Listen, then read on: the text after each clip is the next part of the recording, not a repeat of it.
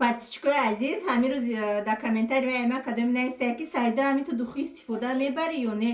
Ман чӣ хел духӣ истифода намебарам. Ман партнёри компания Faberlic. Духиёи маро бинед. Ай ҳама намудуш аст асоби на анаиш ҳам қадусте медорум ки шмейрава барои наиш. Буши аҷоибот ба маза ҳай. Ай ҳама духӣ пеши компания Faberlic. Ина бо дар иҷа оли бо як коробка дига иҷа бор омадагиай бо скоро распаковка мешавад дар канал. Иҷа бо прокладкаҳои новинка. Ина суперски бигем ки порошок, листовой порошок.